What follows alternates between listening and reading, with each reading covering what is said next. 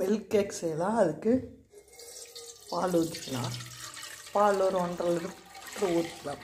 Milk கேக்கு பால் ஒரு 1.5 litre ஊற்றிக்கலாம்.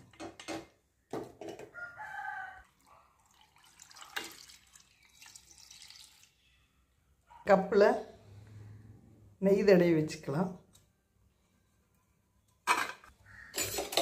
பால் நல்லா காஞ்சிடுச்சு. இன்னும் கொஞ்சம் நேரம் அப்படியே கொதிக்க விட்டுட்டு வினிகர் ஊற்றிக்கலாம். மில்க் கேக் செய்யறதுக்கு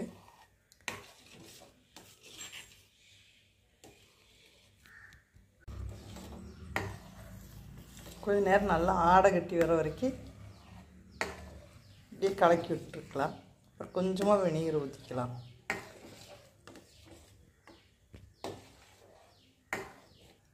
ஒரு ஸ்பூன் வினிகர் ஊற்றிக்கலாம்.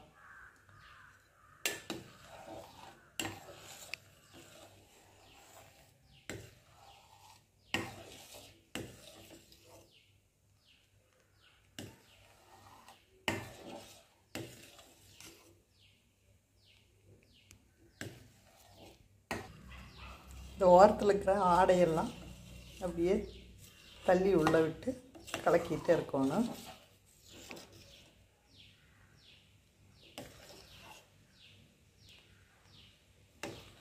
இன்னொரு ஸ்பூன் வினிகர் ஊற்றினோம்னா நல்லா கெட்டியாயிரு.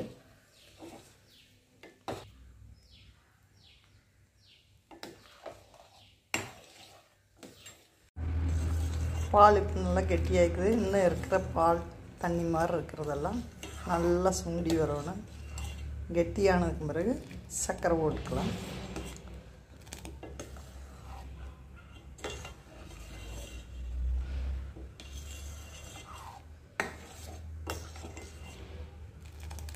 நல்லா கெட்டியாயிடுச்சு. இது சர்க்கரை போட்டுக்கலாம்.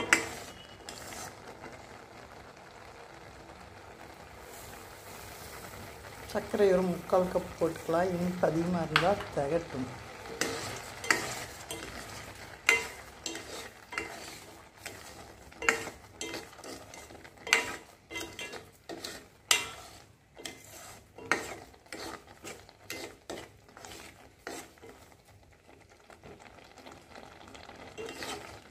நல்லா கலர் மாறி வந்ததுக்கு பிறகு எடுத்துடலாம். கொஞ்சம் செவந்தாப்பில் வரணும்.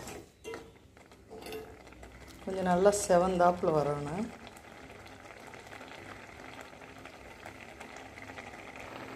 கொஞ்சம் ஏலக்காய் தூள் போட்டுக்கலாம்.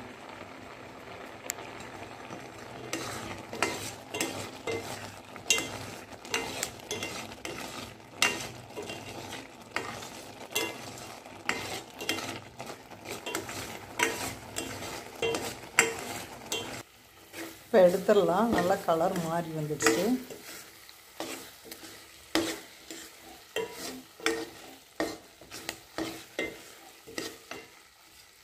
கொஞ்சம் பாதாம் முந்திரி வறுத்து வச்சுருக்கேன், அதை போட்டுக்கலாம். நீ எடுத்து ஊற்றி வச்சு நல்லா ஆற வச்சு கட் பண்ணிக்கலாம்.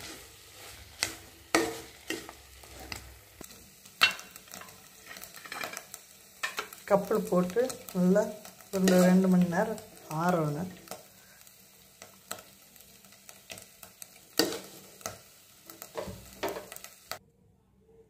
நல்லா ஆறிட்டு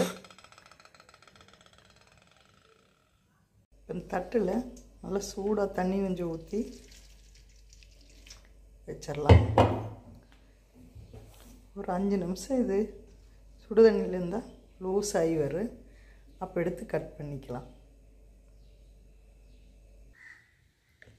மில்க் கேக் ரெடி ஆகிடுச்சு.